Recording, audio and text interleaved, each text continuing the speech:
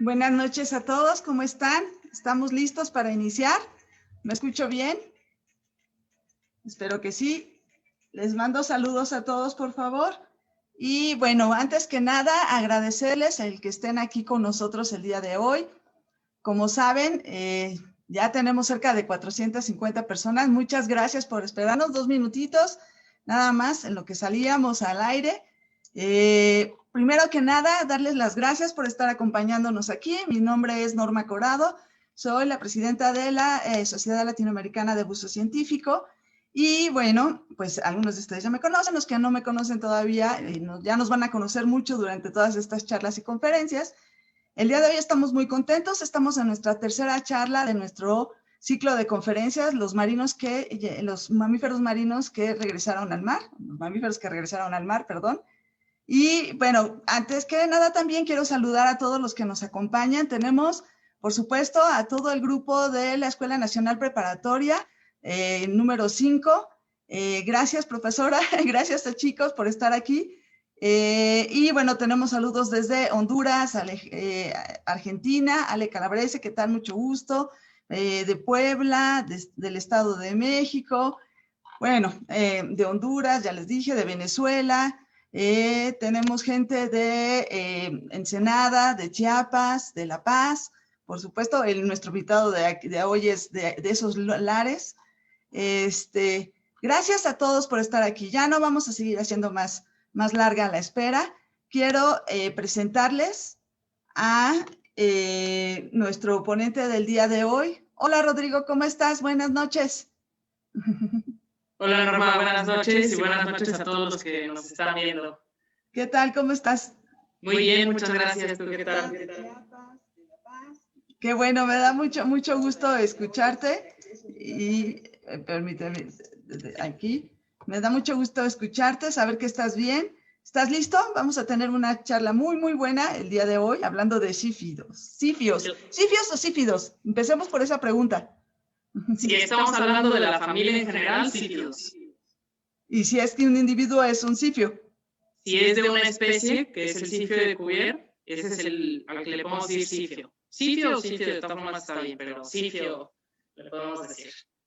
Perfecto. Bueno, pues lo que quiero hacer es platicarles un poco de Rodrigo. Rodrigo es biólogo marino. Él ha estudiado, ya tienes un ratito estudiando sífios de mar, ¿verdad? Especialmente esta especie.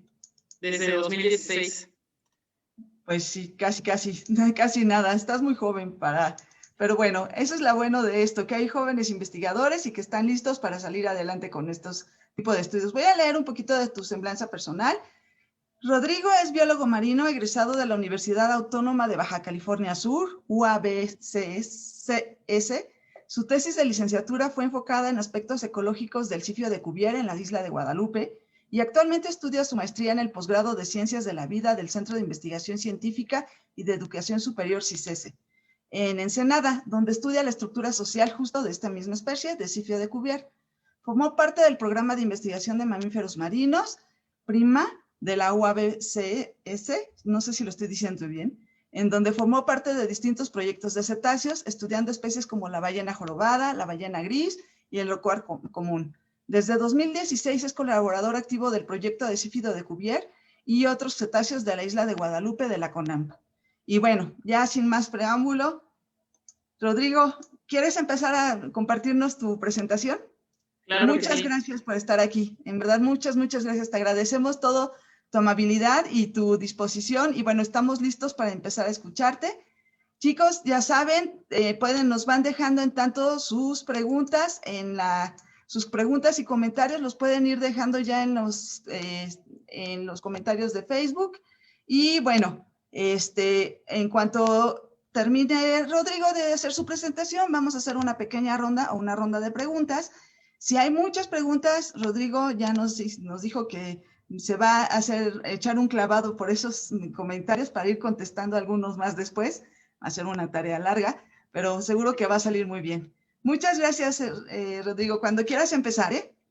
Sí, no, muchísimas gracias a ti, a la sociedad, por el privilegio de permitirme dar esta charla y pues gracias a todos los que están ahorita presentes escuchando. Y entonces, pues sí, el día de hoy les traigo el tema de Sifio de Cuvier en la isla Guadalupe y pues vamos a hablar de la familia un poco, ¿no? Pero si yo en este momento les digo que los sífidos, les hago una breve descripción, que son animales que habitan en el mar, que son grandes, que tienen 2 dientes nada más y que pueden estar por encima del nivel superior de la cabeza, que habitan en aguas muy profundas y que son rara vez vistos y que hay incluso especies que nunca se han visto vivas, pues probablemente ustedes que les viene a la mente algo así, ¿no?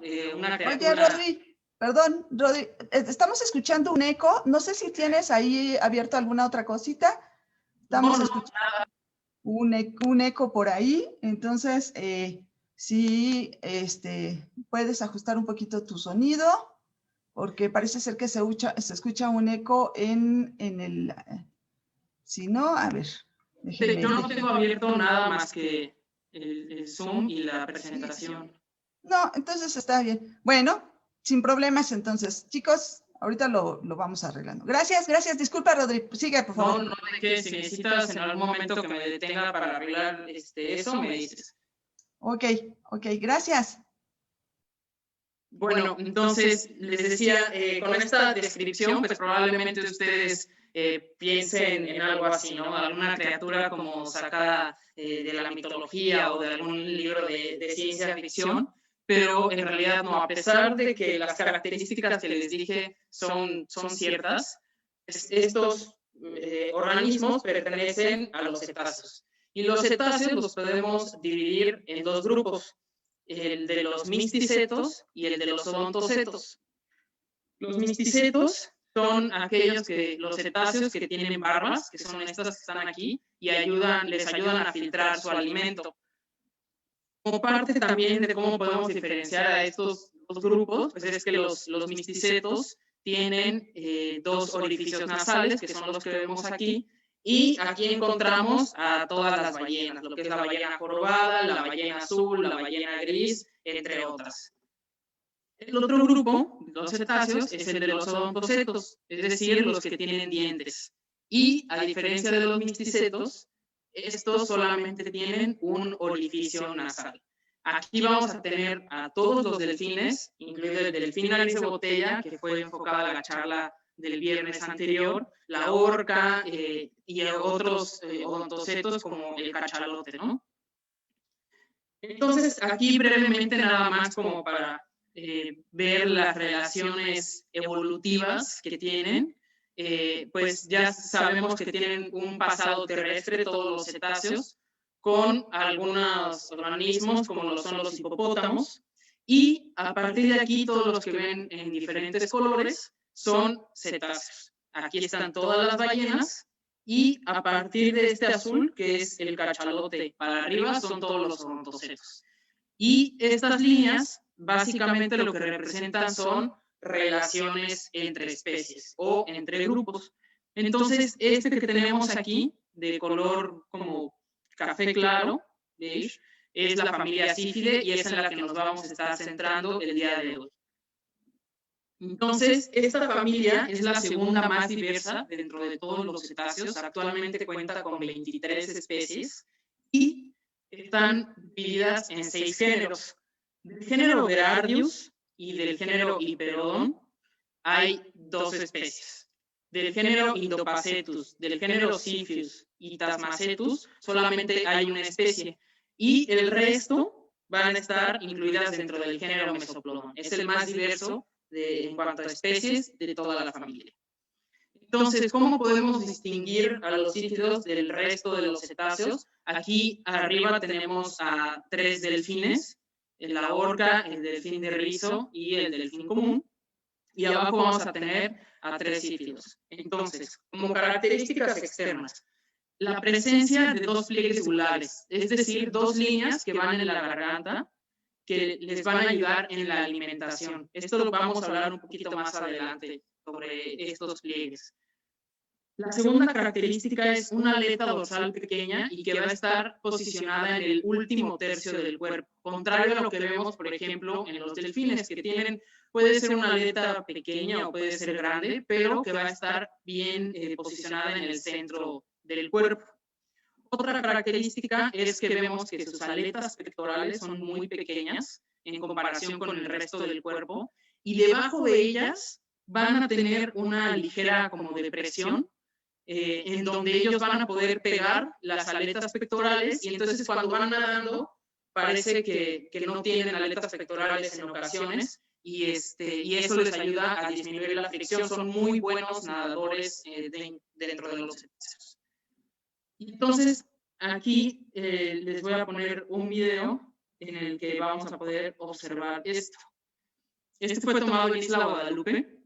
Es un sitio de Cuvier en el que vamos a centrar nuestra charla más adelante. Y ahí vemos cómo es que pega de repente las aletas pectorales. Son estas chiquitas que vemos aquí. Y vean, ahí las pega. Ahí está saliendo a respirar. Y entonces, esto les ayuda a disminuir la fricción. Y vean, ahí con 2, 3 coletazos se aleja bastante de la embarcación, que va relativamente rápido, ¿no? Otra de las características importantes es la ausencia de una muesca en la parte de la aleta caudal o de la cola. Rodri, perdón, te voy a molestar, porque creo que sí se oye mucho eco. ¿Tendrás unos audífonos por ahí o de unos manos libres? Porque creo que tiene que ver con el volumen de tu sonido y y están todos muy ansiosos de escuchar todo muy bien, entonces vamos a ver si funciona. No, claro que sí, a ver, permíteme nada más. Sí, claro. Y en tanto, pues yo lo que puedo hacer es ir saludándolos a todos. Gracias por hacernos la aclaración. Yo lo estoy escuchando bien, pero sí, efectivamente, parece ser que en algunos lugares se está escuchando como un eco reverberante. Ya le pedí a Rodrigo que se ponga sus audífonos o un manos libres para ver si podemos bajar eso, quitarle ese eco. Sí, yo también tengo apagado mi micrófono. A ver, ahorita. A ver, Rodrigo, tú me dices, cuando ya estés listo. Bueno, ya estoy ahorita con audífonos, nomás para corroborar que me estén escuchando. Se oye mucho mejor. Sí, se oye mucho mejor. Yo apago mi micrófono y mi cámara y seguimos. Gracias a todos. Ok. Entonces, ¿quieren que vuelva a empezar o en donde íbamos? No sé, como tú me digas, Norma. Si quieres regresarte al video y de ahí empezamos. Ok, perfecto. Entonces, les decía que estábamos hablando de características morfológicas que van a distinguir a la familia. Y entonces, este es un video en el que podemos observar muy bien el cómo son muy buenos nadando y aparte las aletas pectorales como son muy pequeñas en relación con el resto del cuerpo y cómo las pegan al momento de ir nadando de repente. Entonces, y si las pegan, podríamos decir que no las alcanzamos a ver, por ejemplo, ahí. Entonces, eso es una característica muy particular de la familia. Y vean ahí, con 2 veces 3 que mueva la cola, se aleja bastante de la embarcación que va pues relativamente a buena velocidad, ¿no? Otra de las características en que podemos distinguir a esta familia es la ausencia de una muesca en la parte de la aleta caudal o en la cola, contrario a lo que tenemos en otras especies de cetáceos. Por ejemplo, aquí se ve muy planito y aquí, por ejemplo, esta es una aleta de orca, vemos aquí una depresión o la muesca, y aquí vemos también esta depresión en una aleta caudal de cachalote. Esta parte no es quizá una característica que solamente está presente en los sífidos, pero que sí se nota bastante, es la presencia de cicatrices circulares. Y estas cicatrices son provocadas por el tiburón cigarro o también le llaman tiburón sacabocado. Pues da pequeñas mordeduras cuando los sífidos bajan a profundidades y deja estas mordeduras. Por ejemplo, estas aquí las vemos frescas y con el paso del tiempo cicatrizan y ya las vemos de este color blanco, como si fueran confeti, ¿no? En la piel de los organismos. Hablando un poquito de características anatómicas internas, el cráneo es muy importante para poder diferenciar a cualquier especie o grupo de mamíferos en general, no solamente mamíferos marinos, sino mamíferos en general. Y entonces lo que resalta de estos cráneos de la familia, luego es pues la ausencia de dientes, ¿no? No tienen muchos dientes, solamente los machos van a presentar un par de dientes, son los que vemos aquí, y solamente en una especie las hembras llegan a tener también dientes, y hay otra de las 23 especies que sí tiene una hilera de dientes, pero realmente la reducción a un par de dientes es característico de casi toda la familia. Eso es lo que más resalta. Pero también lo que podemos ver es un rostro muy alargado, como lo vemos aquí, y de ahí viene su nombre común. En inglés son beaked whales, lo que podemos traducirlo como ballenas picudas, también se les conoce así. Ya vimos que no entran dentro de las ballenas, esto es como una concepción que viene de la traducción en el que se hace una distinción de ballenas arriba de un determinado tamaño, ¿no? Son organismos que van de los 4 metros hasta los 13. Entonces, así se les conoce comúnmente. Y la otra característica es que la parte de arriba del cráneo está elevada. Y eso va a ser característico de la familia, no se va a encontrar en otras especies. Entonces, hablando un poquito de los dientes, incluso pueden llegar a ser diagnósticos de cada especie, dependiendo del lugar en donde se encuentre. Aquí tenemos del género Mesoplodon, que es el que les mencionaba que es el más diverso de la familia. Y Mesoplodon lo que significa es meso a la mitad. Plodos es armado y odon viene de diente, ¿no? Entonces, les podríamos decir los que están armados con dientes a la mitad. ¿A la mitad de dónde? Pues de la mandíbula. Entonces, vemos aquí la diferente posición y va a ser característico de cada especie de Mesoplodon. Otra característica y que está relacionada a los dientes es precisamente estas líneas largas que ven en el cuerpo de los animales, son cicatrices que se hacen entre ellos. No van a ser exclusivas de los machos, también las hembras pueden llegar a presentar algunas cicatrices, pero provocadas por los machos. Y los machos van a tener mayor cantidad de estas cicatrices. Es una forma en que podemos diferenciar a machos de hembras. Entonces, ya vimos que es la segunda familia más diversa dentro de los cetáceos y que tiene características bien particulares, pero realmente lo que se conoce de ellos, o la mayor parte de su conocimiento, es a través de varamientos. Es decir, cuestiones como distribución o incluso el que conozcamos algunas especies, es solamente porque se han encontrado muertas en la playa. Hay especies que nunca se han visto vivas, como lo mencionaba al inicio de la plática. Entonces, varamientos pues se han registrado en todo el mundo y algunos de ellos, que son los que están encuadrados como de color gris, pues han sido varamientos masivos, es decir, de más de un individuo, y más adelante hablaremos del por qué ocurren estos varamientos. Entonces, ¿por qué, si son tan diversos y toda esta parte, pues solamente lo conocemos a partir de varamientos? ¿Qué los hace tan difíciles de ver? Bueno, pues sus hábitos. Ellos se distribuyen en aguas oceánicas, en aguas muy profundas, de alrededor de 1000 metros de profundidad, y son excelentes buceadores, además de que pasan muy poco tiempo en superficie. Vean, este es también un cifre, bueno, 2 cifres de Cuvier en Isla Guadalupe, y son muy sigilosos en superficie. Realmente debes de tener un mar muy tranquilo para poder observarlos. Obviamente ahí en Guadalupe, como pueden observar, el agua es muy clara, y ahora con las nuevas tecnologías como el dron, pues puedes tener tomas así, ¿no? Pero este es un macho, vean la cantidad de cicatrices, y esta es un joven, ya no estaba tan cría, ya no se ve tan chiquito, pero ven que tiene menos marcas que el macho, ¿no? Entonces son excelentes buceadores y el tiempo en superficie es muy poco. Entonces, si tú lo estás buscando, tienes un par de minutos para poderlos alcanzar y se sumergen. Y entonces, para volverlos a encontrar es complicado.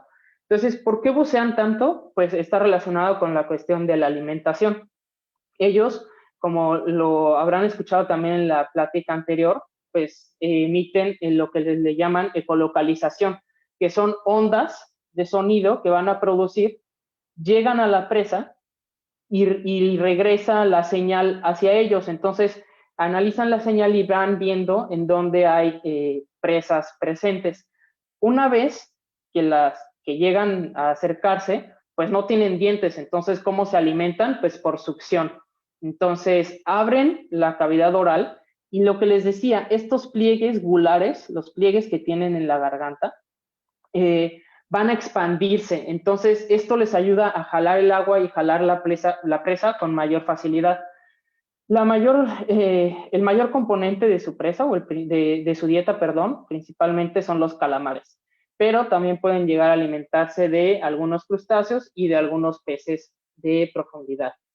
Entonces ya vimos de qué se alimentan ellos, pero ¿de quiénes son presas? Pues de las orcas, ¿no? Uno de los máximos depredadores del mar se ha registrado como su depredador, e incluso no es exclusivo de los sífidos, pero sí se ha observado que acústicamente ellos cuando van a bucear en un intervalo más o menos de los 0 a los 200 metros de profundidad, dejan de producir sonidos precisamente para evitar que sean detectados por las orcas y pues evitar la depredación, ¿no? Estos son en Australia, es donde más se ha observado la depredación, y uno que otro tiburón, como el tiburón blanco, hay registros de depredación, pero no son muy comunes. Entonces, habíamos dicho que teníamos 23 especies dentro de la familia, y en Latinoamérica, pues tenemos una gran diversidad. Contamos con 18 especies, y aquí lo que podemos observar es que hay países pues, que tienen una mayor cantidad de especies, como lo es México, Chile, Argentina, Brasil, tienen gran diversidad de esta familia, y cada especie va a estar representada con un color. Entonces, si traducimos especies a colores, lo que podemos observar es que sí hay una distinción entre las especies que se distribuyen por debajo de esta línea, o sea, a partir como ya de América del Sur, hay colores muy claritos que no van a estar presentes en el resto de Latinoamérica, y al revés. Entonces, esto es lo que podemos resaltar, y también dos especies, Mesoplodon densirostris, es el nombre científico, que también va a estar presente, al igual que Cifre de Cuvier, pues, en todos los países, ¿no? Son especies con amplias distribuciones. Y no podemos hablar de las 18 especies, pero vamos a tocar algunos puntos de algunas de ellas. Entonces, el primero es el sífido de Baird. Berardius bairdi es su nombre científico. Es la segunda especie más grande dentro de la familia, llega a medir 13 metros. Esta solamente se encuentra en México. Y algo que quiero resaltar es que esta especie pues, es cazada en Asia. Pero a partir de los organismos que cazaban, a partir de avistamientos que se tenían en ese continente y a partir de individuos que vararon también, ellos empezaron a notar que había individuos que eran de color gris, vean el tamaño, de color gris y mucho más grandes que otros que eran de color oscuro y más pequeños. Entonces surgía la pregunta de si eran una nueva especie o si era solamente una forma diferente, ¿no? Entonces, a partir de los varamientos y todo el análisis de características morfológicas y aparte con genética, observan que efectivamente es una especie diferente. Tenemos a Berardius bairdi, que es la especie que les decía la segunda más grande. Berardius arnuxi es la más grande de la familia, esta es del sur. Y pues la nueva especie, Berardius minimus, que solamente se va a distribuir aquí, en esta parte, en el mar de Okhotsk. Y a pesar de que, si bien no es una especie que se distribuye en Latinoamérica, lo quise resaltar porque nos indica cómo es una familia que se conoce muy poco y que apenas el año pasado fue cuando se describió esta especie. Entonces, todavía nos queda mucho por conocer de esta familia, y me da pie para hablar de algo que sucedió el año pasado, en noviembre, acá en México, en lo que es la península de Baja California, que es este bracito que vemos aquí, alrededor de San Benito, que son unas pequeñas islas, se buscaba una especie en específico de Mesoplodon. Pero cuando se realiza la expedición, se encuentran con esto. 3 individuos de Mesoplodon, ¿sí?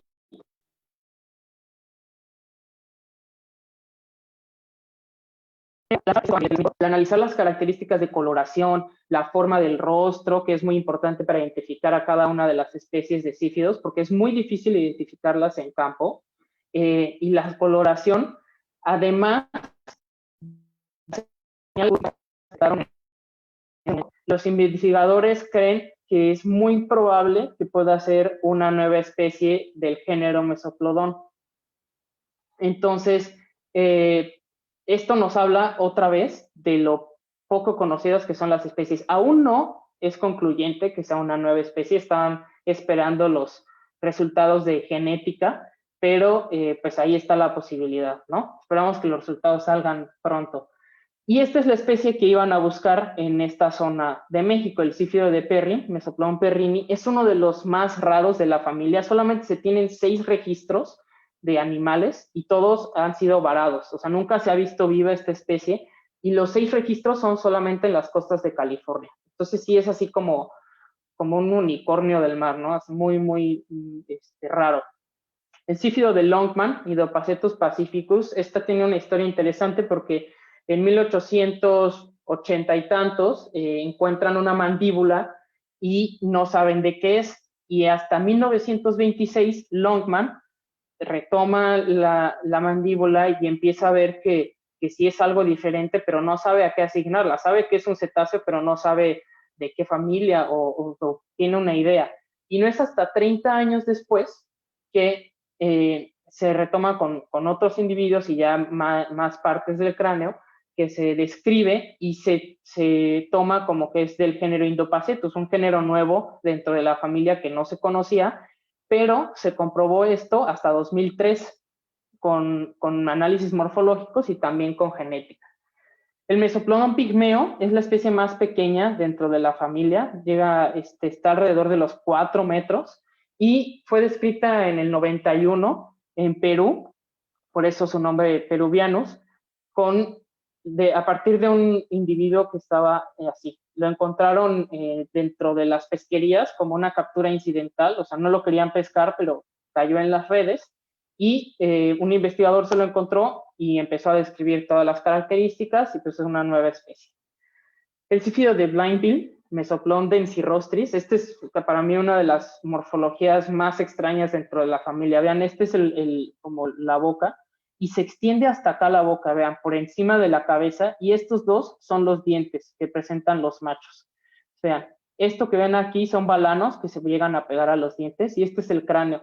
Entonces es un cráneo bien, bien, bien raro, y el que lo describió cuando sostuvo parte de la mandíbula del cráneo, dijo que era el hueso más pesado y denso que había sentido, entonces por eso le llamó densirostris. Aunque esta característica de que tengan huesos, o bueno, un cráneo muy pesado, es prácticamente de toda la familia. El sífido de Veranillagala, Mesoplodon notaula, se describió a mediados de 1900, pero realmente no se había observado, ni se había comprobado, se creía que era posiblemente otra especie, pero hasta 2014, con este avistamiento, con estas fotos y con genética, se pudo comprobar que efectivamente sí era una nueva especie, ¿no? También bastante reciente. El sífido de Layard es uno de los más grandes, llega a medir poquito más de 6 metros, y también para mí su cráneo y su coloración se me hace muy bonita, y el cráneo es también espectacular. Vean los 2 dientes que presentan los machos a la mitad, y incluso llegan a curvearse por encima del hocico, ¿no? Entonces, en algún momento se llegó a pensar que podría esto tener consecuencias negativas para su alimentación, porque si ellos dependen de abrir mucho la boca para succionar, pues que podría dificultarles esto. Pero en realidad no, se han hecho otros estudios y se ha visto que no afecta a los individuos. Entonces, estos son algunas de las especies de Latinoamérica. Y vamos a entrar a lo que es el sífido de Cuvier, Siphius cabirostris, que va a ser la parte central de nuestra plática. Esta especie llega a medir 6 metros, tanto los machos como las hembras. Las crías nacen alrededor de los 2.7 metros y como características pues es la coloración blanca en la cabeza, y para distinguir entre machos y hembras, aparte de la presencia de un par de dientes nada más en los machos, pues es la cantidad de cicatrices lineares, las que les digo que se hacían con los dientes entre los machos. Los machos van a tener más de estas cicatrices, y la coloración blanca de la cabeza en machos adultos va a extenderse casi hasta la dorsal, ¿no? Vean aquí. Y recordando, los dientes solamente están presentes en machos adultos. Entonces, esta especie tiene una distribución cosmopolita, es la que tiene la mayor distribución dentro de la familia y es uno de los cetáceos con mayor distribución. Se encuentra en todas las aguas de todos los océanos y es el campeón del buceo de los mamíferos marinos. Aquí tenemos en esta imagen varios mamíferos marinos y vemos bien representados a los sífidos. Aquí tenemos al Mesoplodon densirostris, Hiperodon ampulatus, que es otra especie de sífido del Atlántico, Berardius bairdi, la especie que les decía que es la segunda más grande, y el sífido de Cuvier, llegando a 2.992 metros de profundidad. Ese es el récord dentro de los mamíferos marinos. Pero no solamente tiene el récord de profundidad, sino también de duración.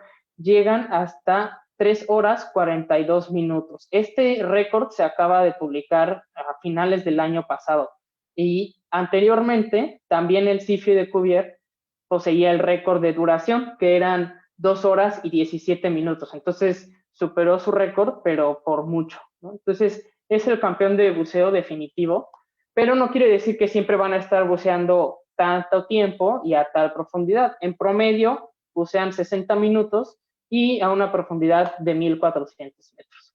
Entonces, en algún momento, o incluso lo pueden llegar a leer, los cachalotes eran los que tenían la mayor capacidad de buceo. Son excelentes buceadores, pero pues sí, el sífido de Cuvier le gana por unos cuantos metros, ¿no? Y pues recordando que bucean para su alimentación.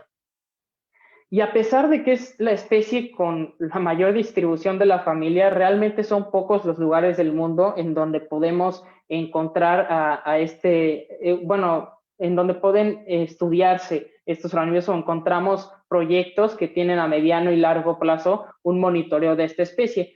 Tenemos, por ejemplo, el Mediterráneo, la costa de California y Hawái como algunos ejemplos, pero no son muchos. Y entonces, a partir de información que fue otorgada por turistas y aparte gente que iba a estudiar tiburón blanco a Isla Guadalupe, se notó que había presencia de sífido de Cuvier ahí en la isla, y es que surge el proyecto sífido de Cuvier y otros cetáceos de Isla Guadalupe, que está a cargo del doctor Gustavo Cárdenas, que me permitió dar esta charla el día de hoy, y que pertenece a la Comisión Nacional de Áreas Naturales Protegidas, acá de México. Y el proyecto empezó tuvo un inicio piloto, nada más como de exploratorio en el 2009, y de 2016 al año actual es que se ha monitoreado y se va constantemente y varias veces en el año a la isla a monitorear esta especie. Y colaboramos pues con otras organizaciones como es Sea Shepherd, Marecotel, que es de Estados Unidos, y también el laboratorio de Scripps, también de Estados Unidos. Entonces, Isla Guadalupe se encuentra en México también, por la península de Baja California, a más o menos 300 kilómetros de la costa. Es una isla bastante oceánica, tiene origen volcánico y es difícil llegar a ella. O sea, estando ahí es un paraíso, pero para llegar a ella, 20 hasta 25 horas en barco. Y es famosa por la presencia del tiburón blanco. Hay una importante actividad de turismo con esta especie, y las historias de recuperación poblacional del elefante marino del norte y del lobo fino de Guadalupe, quienes fueron cazados casi hasta su extinción, pero actualmente se han recuperado bastante bien sus poblaciones. Entonces, durante todos estos años, nosotros hemos colectado alrededor de 432 avistamientos, y estos circulitos son avistamientos y en donde los encontramos de la isla, ¿no? Entonces, si se fijan, pues todos van a estar en la parte este y la mayor parte aquí en lo que le llamamos Bahía Norte.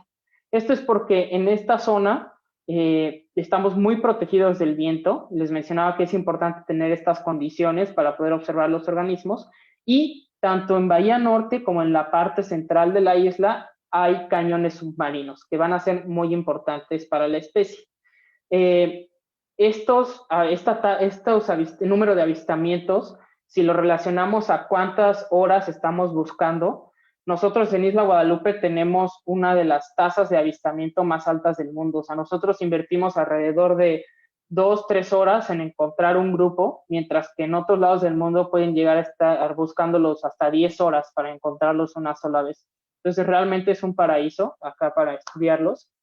Y pues no solamente registramos avistamientos, sino que pues cuando los vemos, tomamos fotografías de la parte del dorso y con esto los podemos identificar a cada uno de los individuos. Es como si fuera una huella digital.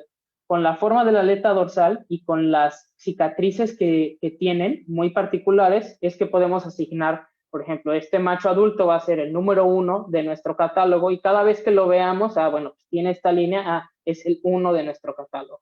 Y esta es un ejemplo de una hembra adulta. Tenemos alrededor de 100 individuos fotoidentificados hasta el momento, hembras, machos, adultos, jóvenes, y también documentado pues la presencia de crías. La mayoría, con pura fotografía, no hemos podido asignar si son hembras, si son machos, y tenemos ahí una pequeña dificultad entre adultos y jóvenes, ¿no? Entonces, como parte de los proyectos con los que estamos colaborando, pues es que estamos tratando de hacer métodos que nos ayuden a, con una fotografía, asignar, ¿no? Si son machos, si son hembras, fijándonos en otros patrones de coloración y en la cantidad de cicatrices que hay en cada segmento del cuerpo, ¿no? Si lo dividimos y pues estamos en proceso, ¿no? Y para finalmente corroborarlo con una muestra y genéticamente el sexo de los animales. Entonces, pues la presencia de Cifre de Cuvier en Guadalupe es muy importante, está muy bien marcado. ¿Y por qué? Pues les decía que en la isla hay cañones submarinos que van a ser muy importantes para la especie y es que se traduce en presencia de alimento. Los cañones submarinos son zonas de alta productividad en donde va a haber mucho alimento y calamares va a haber a montones. Entonces van a poder estarse alimentando en la isla.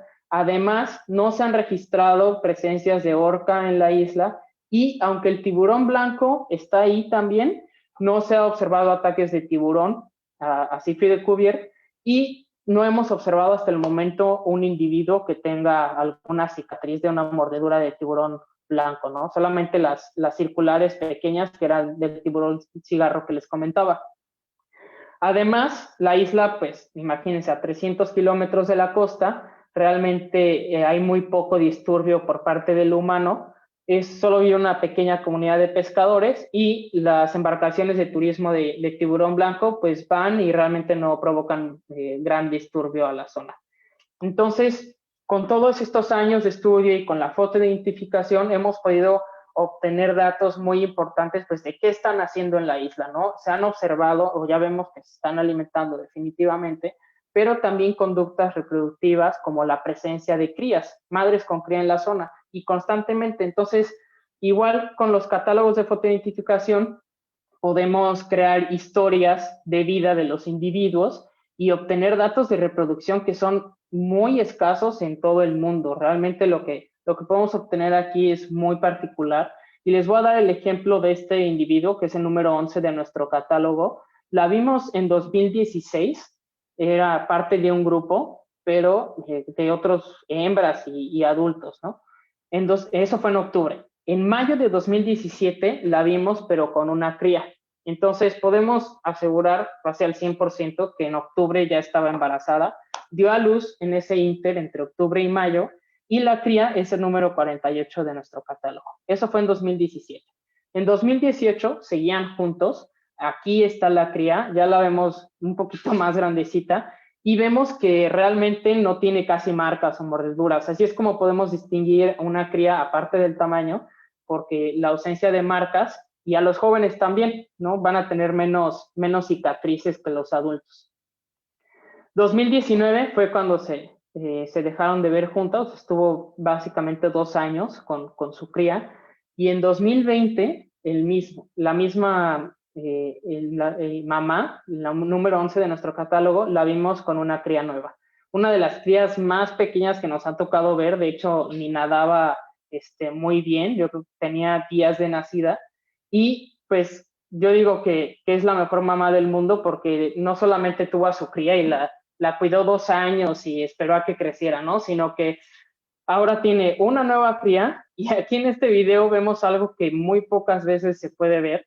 Esta es la mamá, esta es la cría, y aquí hay una cría de otra hembra. Entonces hasta ahí cuidando, haciéndola de guardería, ¿no? Cuidando crías de otra hembra. Pero bueno, esto es así como solamente sucedió en este avistamiento, y a la cría como extra que tenía, ya al día siguiente la vimos con su respectiva mamá, como que nada más ahí se les juntó durante ese avistamiento. Entonces, también con fotoidentificación, lo que o lo que yo estoy intentando hacer como mi tesis de maestría es ver los patrones de asociación entre individuos, es decir, si el 12 se asocia con el 52, si el 60 se va a asociar con el 34, es decir, si los vamos a ver en un mismo grupo constantemente, y el por qué o por qué se juntan, es decir, si ambos son machos o si es un macho y una hembra y entonces nos están hablando de conductas reproductivas, o cuál es la dinámica o la estructura social que tiene esta especie. Esto se ha estudiado en otras como en Berardius Bairdi, y ya se ha comprobado que sí forman complejas relaciones, y pues esperamos nosotros obtener algo similar para el CIFI de Cuvier. También se han puesto marcas satelitales en colaboración con Marecotel, una organización de Estados Unidos. Las marcas satelitales para ver los movimientos dentro de la isla y los patrones de buceo. Entonces, duran alrededor de 18 o 26 días estas marcas. Se han analizado 1,256 horas de buceo, y el tiempo, máximos de buceo, tanto en tiempo y profundidad, son 149 minutos, que si recuerdan, el primer récord o el récord que estaba antes del año pasado, eran 137 minutos. Entonces aquí teníamos un potencial nuevo récord, pero pues se quedó hecho trizas por las 3 horas y 42 minutos del año pasado, ¿no? Y en profundidad, prácticamente 2.800 metros, que es muy cercano a la profundidad máxima registrada, que era 2.992 metros.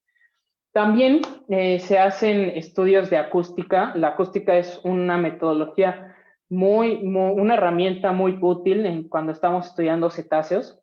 Utilizamos estos equipos que tienen estos nombres, y te da autonomía. Es decir, por ejemplo, de aquí, este arreglo, son hidrófonos que tú dejas en el agua y van a grabar todos los sonidos que hacen los sífidos. El sonido va a viajar en el agua, los van a grabar, y entonces de aquí lo podemos dejar en el día, y a final de día, ya que está anocheciendo y que ya terminamos de trabajar, lo recogemos y va a ir guardando los datos.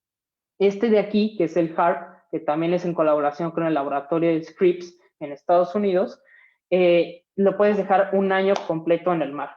Lo dejas a 1,000 metros de profundidad, ahí en Isla Guadalupe, y va a estar grabándote no solamente los sonidos que hace el CIFI de Cuvier, sino también otras especies de cetáceos. Entonces, esto te permite estar monitoreando todos los días de todo 1 año, contrario a que si no, tú no vas a estar yendo al mar todos los días a tomar fotografías. Entonces, es una herramienta muy útil, y al año llegas, cambias baterías, cambias memorias y lo vuelves a poner. Entonces, es bastante efectivo. Parte también es el ADN ambiental, que básicamente es, así como nosotros vamos dejando de repente cabello tirado o pedacitos de piel que no nos damos cuenta, pues los animales también lo hacen, y entonces estos pedacitos van quedando en el mar, y ya sea que por la luz, la temperatura, la acción de algunos microbios o con el paso del tiempo, pues se va a ir degradando, y entonces lo que se hace es, con una botellita de plástico, llegas allá donde se hundieron los animales, que dejan una huella como esta, tomas una muestra de agua y haces posteriormente un filtrado, en donde ya te va a quedar solamente como las partículas, y posteriormente haces otras técnicas de laboratorio en donde tratas de extraer el ADN. Esto nos sirve para corroborar, por ejemplo, la presencia de la especie en la zona y posiblemente detectar otras especies de sífidos que quizá no es tan fácil que tú las veas visualmente. Y esto es lo que se hizo con la posible nueva especie que les platicaba de México. Se tomaron muestras de agua y pues esos son los resultados que se esperan tener pronto, ¿no? Ahora vamos a entrar ya más o menos para ir finalizando a una parte no tan agradable, ¿no? La parte un poco triste, que son las amenazas que presentan no solamente el sífido de Cuvier, sino toda la familia en general. Si nosotros tenemos un hábitat relativamente prístino, hablando ahorita de sonido, nada más, pues va a ser provocado por el sonido por animales, por el viento, por la lluvia, por ejemplo, o terremotos, ¿no? Pero en lo que tenemos actualmente es una realidad muy diferente, en lo que llamamos, o muchos llaman el antropoceno.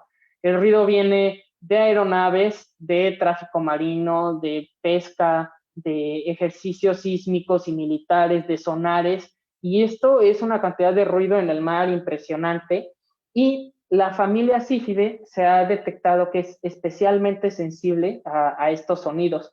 Lo que les mencionaba muy al inicio de la plática, los varamientos masivos que se han detectado, se ha corroborado que es producto de los sonidos, de todos este tipo de sonidos. Cuando son muy fuertes, pues los sífidos, como son muy buenos buceadores, están a grandes profundidades, tratan de huir de la fuente de sonido y a veces por miedo terminan varándose, se modifica su patrón de buceo y entonces cuando están buceando, la mezcla de gases va a estar en diferentes tejidos y si suben rápido, el gas cuando disminuye la presión se va a expandir y va a provocar, o sea, al final las burbujas explotan y pueden provocar hemorragias internas. Esto no tiene mucho que se comprobó. Anteriormente se creía que en los cetáceos no ocurrían este tipo de enfermedades que pasan con los buzos, pero sí suceden y la familia, al ser tan buenos buceadores, los sífidos, pues están muy propensos a esto. Entonces, sí es un tema que hay que mencionar y que pues si no se tomaran decisiones en cuanto a manejo y conservación de la familia, y no solamente de los sífidos, sino de cetáceos y otras especies, pues tendríamos un futuro un tanto gris, ¿no? Para estas especies, con mayor cantidad de ruido, mayor tráfico marino, ¿no? Y pues la otra amenaza que estamos ya también muy familiarizados es con la presencia del plástico en el océano. Entonces, se ha estimado que el 66% de los mamíferos ha interactuado con plástico en algún momento de su vida, ya sea por enmayamientos con redes de pesca o por la ingesta de plástico. Este es un caso de un sífido de Cuvier al que llegó varándose, bueno, llegó más bien moribundo a la playa, vomitando sangre, y en su estómago encontraron nada más que bolsas de plástico. No había rastros de alimento de otras cosas, puras bolsas de plástico. Y es que imagínense a 3,000, a 2,000 metros de profundidad, pues una bolsa de plástico puede confundirse con un calamar fácilmente, ¿no? Para ellos. Entonces, ingieren el plástico y este puede obstruir totalmente el tracto digestivo, provocando que dejen de alimentarse y mueran, o obstruirlo parcialmente y entonces obviamente se van a estar alimentando mucho menos o producir de plano un evento de toxicidad directo y pues provocar estos varamientos también.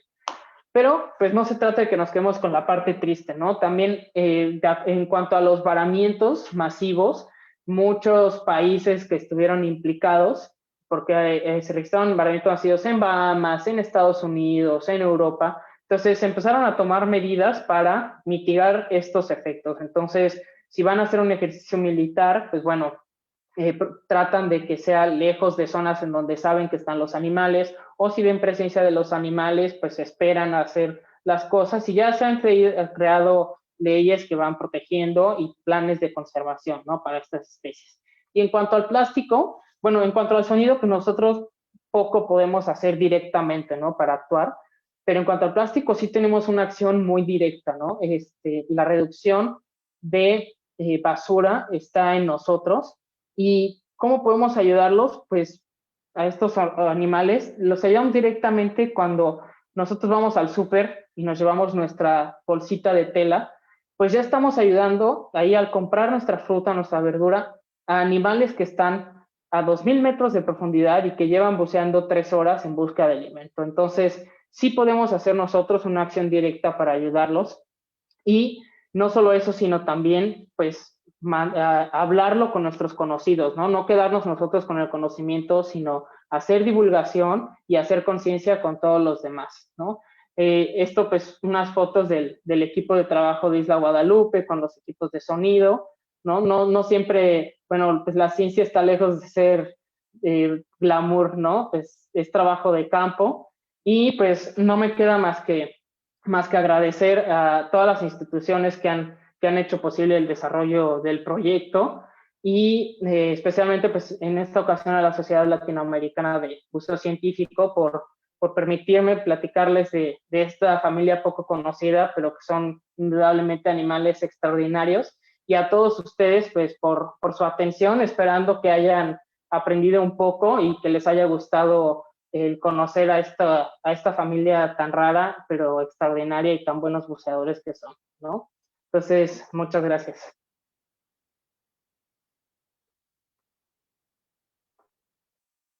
Muchas gracias, Rodri, muchas gracias. Ahí tiene su correo de Rodrigo, estaba en la última diapositiva, pero... Perdón, lo voy a volver a poner. Sí, por favor, ponlo de nuevo, sí, para que... Aquí está.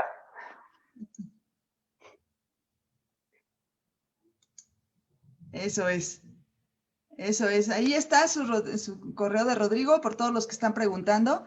Entonces, bueno, ahora sí, si quieres, dejar de compartir y vamos a todas las preguntas.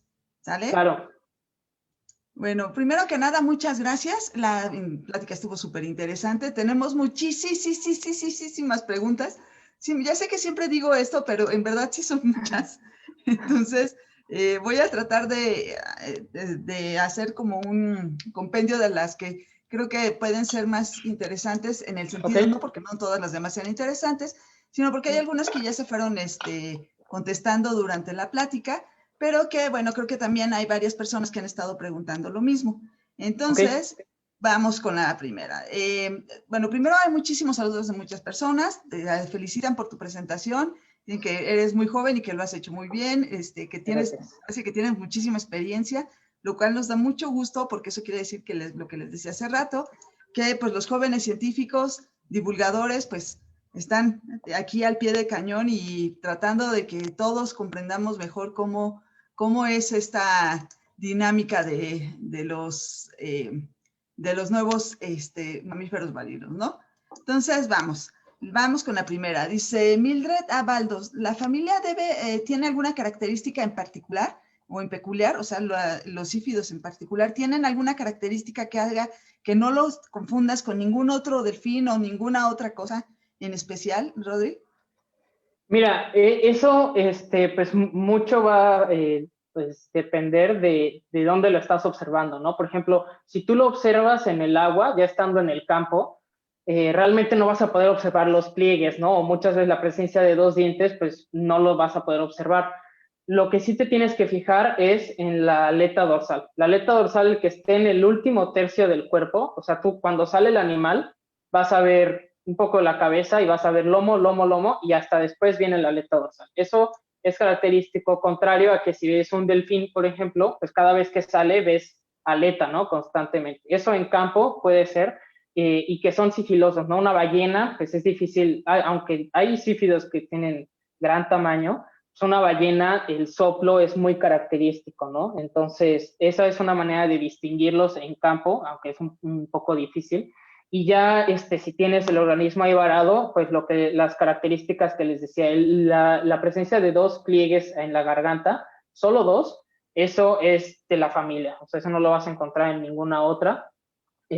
Las aletas pectorales les decía que son tan pequeñas y de verdad se les alcanza a apreciar la concavidad en donde las pueden pegar, ¿no? Eso también es muy característica de la familia. Y lo de la cola que les decía también, la ausencia de esta depresión a la mitad, eso es lo que va a distinguir básicamente, ¿no? Ya en cráneo, si te encontrabas un cráneo, pues hay características mucho más, o sea, el cráneo es un mundo. Identificar especies del cráneo es un mundo, es muy complicado también y podrías mencionar muchísimos, ¿no? Pero en general eso es lo que podrías distinguir en cuanto a características morfológicas.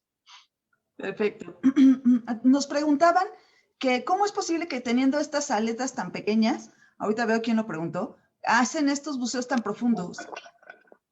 Es que realmente no se impulsan de las aletas, de estas aletas pectorales, no. De donde se van a impulsar es con la aleta caudal, o sea, la cola, es la que va a estar haciendo el impulso y realmente estas aletas pectorales, al pegarlas, va a reducir la fricción. O sea, si tú vas nadando con los brazos abiertos, vas a frenarte en tu movimiento. Si los pones, si los pegas, pues va a ser mucho más efectivo el nado. Entonces, de esta manera, y bueno, el cómo también llegan a bucear tan profundo, una de las características del cráneo, como mencioné, es que son huesos muy pesados, ¿no? Entonces, no es como que se haya comprobado, pero sí se tiene la hipótesis de que puede fungir también como un peso extra. Entonces, cuando van a descender, el cráneo funciona como un plomo que va a ayudar a que bajen los animales, y cuando van bajando en el buceo no se nota tanto con marcas que se han puesto el movimiento de la aleta caudal. Básicamente bajan como si fueran deslizándose, y al subir es cuando hacen el esfuerzo. Ahí ya empiezan a mover un poco más las aletas. Eso sí se ha observado, ¿no? Y justo Laura Hipólito, y de hecho ella lo preguntó, pero también hubo otras personas más que preguntaron cómo es posible bucear tan profundo si no tienen el famoso órgano de spermaceti que tienen los cachalotes, que sabemos que ese órgano se va congelando y es como si fuera una pesa que los jalas. Pero entonces esto tiene que ver con el cráneo, que el cráneo es muy pesado y los ayuda a que bajen o pasar algo similar, no lo sé. No, claro, ellos no tienen órgano espermaceti, los hífidos, ¿no? Pero claro que el cráneo sí podría ser una ayuda, que funja una función similar a la del órgano espermaceti, pero pues ellos van a compensar también con la cantidad de oxígeno que pueden almacenar en ciertos órganos, ¿no? La hemoglobina que tienen quizá es tema que también se habló en la primera conferencia, ¿no? Pero la hemoglobina es una característica bien particular de los buceadores, y la familia Zifide va a los extremos, ¿no? Pueden tomar muchísimo oxígeno, el oxígeno lo van a almacenar en órganos vitales. Entonces va a cerebro, va a corazón, por ejemplo, la digestión va a detenerse durante el buceo de estos. Entonces, para que toda la energía y todo el oxígeno esté enfocado en funciones vitales, y de esta manera es que logran estar las casi 4 horas bajo el agua, ¿no? Con otras características fisiológicas que también se hablaron ya, ¿no? En la primera charla. Pero básicamente así es como pueden compensar y pasar tanto tiempo. Perfecto. Y bueno, también justo nos pregunta Sweetba, ¿cuánto tiempo se sabe, cuánto tiempo requieren para estar en superficie y recuperarse después de tanto tiempo de inmersión? ¿Tienen algún estudio de eso? Sí, es buena pregunta. Fíjate que comparado con otras especies, como cachalote, por ejemplo, o algunos otros delfines, después de hacer un buceo no digamos profundo, pero de muy largo, no necesitan tanto tiempo de estar en superficie. Realmente pueden, no sé, máximo 10 minutos, pero es muy poco comparado con otras especies. Realmente les digo que en superficie llegan a estar en promedio 2 minutos, ¿no? Y eso es nada más. Lo que hacen, como compensan, es salen, respiran sus 2 minutitos, bajan, pero ya no bajan a la misma profundidad, o sea, ya no bajan a 2000 metros, sino que bajan quizá a 500, a 1000 metros, y no hacen un buceo de 1 hora, sino que hacen un buceo de 20 minutos. Es algo que más o menos hemos visto en Guadalupe, como que de repente bucean 20 minutos, 20 minutos, 20 minutos, y de repente ya los esperaste hora y media y ya no los viste salir. Entonces, quién sabe cuánto más iban a estar buceando, pero es más o menos así como logran compensar. Bueno, eso es lo que hacen los apneístas en realidad. Se van preparándose previo a la apnea más profunda, van a ser apneas mucho más cortas, menos profundas, y eso los va preparando fisiológicamente para hacer las apneas más largas. En realidad no hacen una apnea larga luego, sino van haciendo como un proceso fisiológico de aclimatación, según recuerdo de mis clases de apnea dadas por Alejandro Lemus, ¿verdad? Oye, hay más preguntas, muchísimas más. Una que también nos han preguntado mucho es ¿por qué se dan tanto las cicatrices? Esto nos lo preguntó Juni Rico, Perla Herrerano, muchísima gente. ¿Por qué se dan estas cicatrices? ¿Pelean entre ellos? ¿Pasan muy cerca de los riscos? ¿Por qué tienen tantas cicatrices? Las cicatrices en forma de línea, que les decía, esas son provocadas por dientes. Bueno, primero, recordemos, solo los machos adultos van a tener dientes, ¿no? Entonces, ellos, lo que se tiene como pensado es que van a estar peleando entre sí y se van a generar estas cicatrices. Es decir, el macho va a ir a chocar al otro y le va a raspar con el diente y le va a dejar esta cicatriz en forma de línea al otro. Entonces, por eso es que en machos es mucho más común ver este tipo de cicatrices.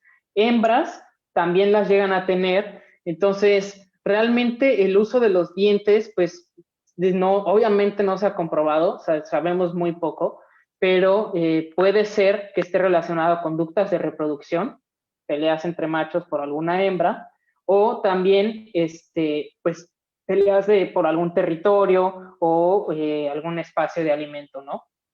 Pero esas son, en cuanto a cicatrices lineares, por eso es lo que tienen. No tiene nada que ver con que pasen cerca de los cañones submarinos, por ejemplo, y que en paredes o algo así, no. Pero las cicatrices en forma de círculo, las que le mencionaba que hacen el tiburón sacabocado o el tiburón cigarro, estos tienen muchas por la profundidad. El tiburón cigarro habita en aguas muy profundas, entonces, pues si son organismos que bucean tanto, pues es mucho más fácil que estén alimentándose de ellos que de otras especies. Pero no son exclusivas, les digo, de los sífidos, ¿no? Hay otros cetáceos e incluso peces y mamíferos marinos. Los elefantes marinos también llegan a tener de estas mordeduras. Sí, sí, claro que sí. Mira, y otra cosa que nos preguntan, aparte de las cicatrices, que fue algo que llamó mucho la atención, es por qué se llama sifio de Cuvier y por qué particularmente tú quisiste estudiar esta especie. Ok, sifio de Cuvier, bueno, si ya nos vamos como a la parte del nombre común, Cuvier fue el que encontró un cráneo en 1889, me parece, en las costas de Francia. Encuentra un cráneo de esta especie y igual por la forma del cráneo y lo pesado que era, pensó que era un fósil. Entonces empieza a describir la especie y la describe como una especie pues, fósil, como así. Y ya obviamente con el paso de los años se comparan los cráneos y ven que realmente es una especie que sigue existiendo, ¿no? Entonces, pues en honor a él se puso Sifio de Cuvier y lo notaron quizá en la plática, es Sifio de Blinding o Sifio de Longman. Entonces son en honor a la persona que agarró por primera vez el cráneo y se puso a describir las características. Y, por ejemplo, el nombre científico, Siphius cavirostris, Siphius, Siphius viene del griego espada, entonces, y tiene que ver como con la forma del rostro y de la familia Sífide, ¿no? Entonces, es como forma de espada, el hocico alargado, y cavirostris es que tiene una cavidad en la cabeza, que es en la parte de acá, se ve una cavidad en el cráneo, ¿no? ¿Y por qué decidí estudiarlo? Sí. Sí, se me estaba pasando esa parte. Yo estaba leyendo de Tiburón Blanco en Isla Guadalupe y me encontré con un artículo que hablaba de la presencia de Sifio de Cuvier ahí en la isla y yo los había visto en los carteles de mamíferos marinos igual con estas cicatrices bien particulares y me llamaban la atención, pero pues, realmente no escuchas mucho de ellos. Entonces ya con el artículo empecé a ver que eran muy buenos buceando y que es muy raro verlos. Entonces a mí eso como que me cautivó, ¿no? La dificultad de verlos y finalmente pues corrí con suerte que sí existiera el proyecto y que me aceptaran, ¿no? Para estudiar la especie, pero es eso, ¿no? Lo raros que son y lo buenos que son buceando a mí me llama mucho la atención y lo poco que se conoce. Realmente siento que es algo muy interesante todo lo que nos falta por conocer de estos animales, lo que me motiva a estudiarlos. Pues muchas gracias, Rodri. Yo voy a decir mi anécdota. Cuando yo empecé mi carrera, empecé queriendo estudiar mamíferos marinos, te platicaba un poco antes de que empezáramos la transmisión, y recuerdo que fuimos a Bahía de Banderas, probablemente hay algunos de mis compañeros que estén aquí escuchando la plática. Nunca encontramos ningún delfín, y bueno, no encontramos ningún delfín porque la bahía estaba llena de orcas. Fue de las primeras veces que vimos orcas y que me tocó verlas, y bueno, es impresionante la experiencia. Pero una de las cosas que recuerdo muy bien era que la gente hablaba de unos organismos que se llamaban zifios, o algo así, y que se oían oíamos las respiraciones, pero nunca lográbamos verlos.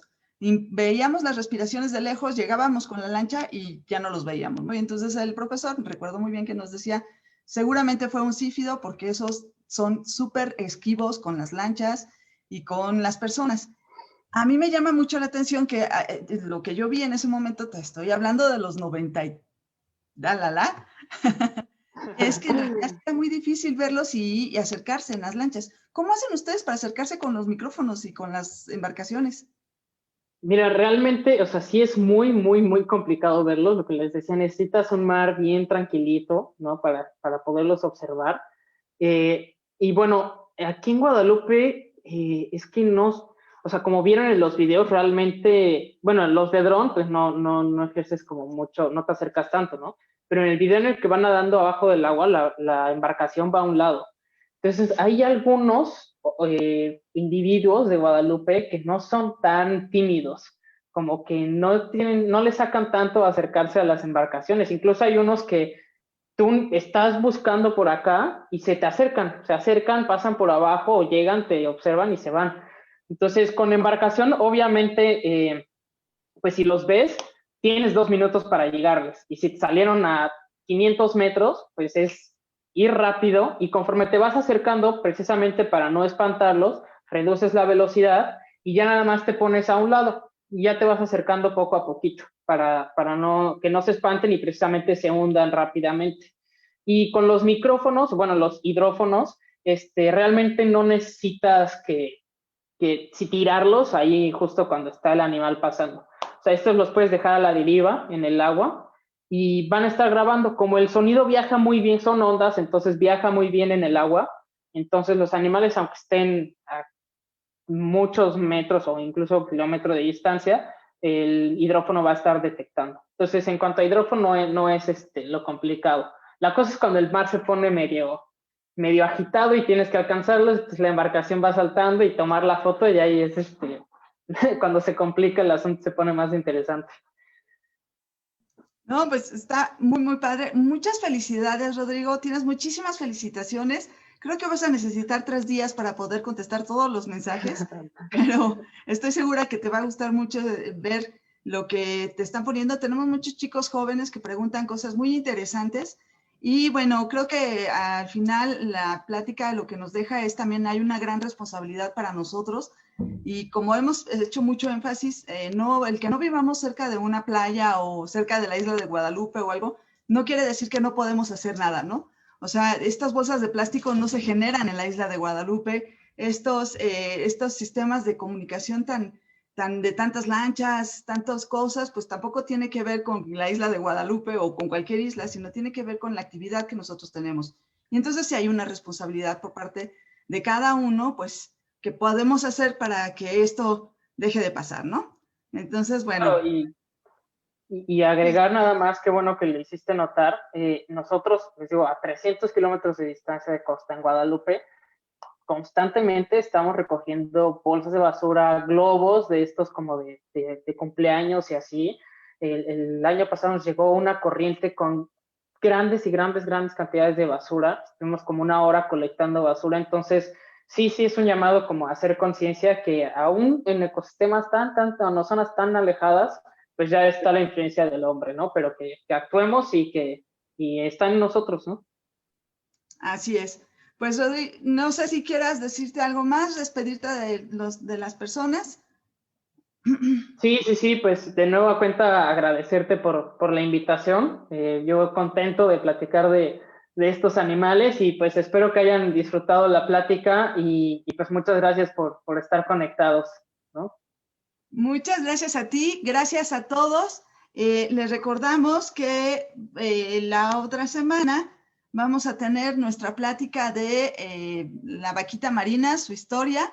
Estoy segura que les va a llamar mucho la atención. La verdad es que la persona que nos viene a platicar, Benjamín, es una persona que las conoce de cerca, las ha buscado, las ha visto.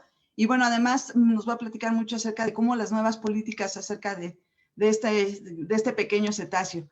Entonces, pues bueno, para que no se lo pierdan. Y pues, Rodrigo, no me queda más que felicitarte, darte las gracias y despedirme de todos. Decirles, por favor, síganse cuidando. Queremos saberlos a todos la otra semana, a todos los 500, los 600 que se conectaron hoy.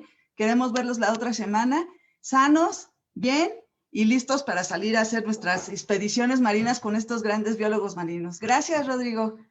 Que tengas muy buena noche. Igualmente, buenas noches.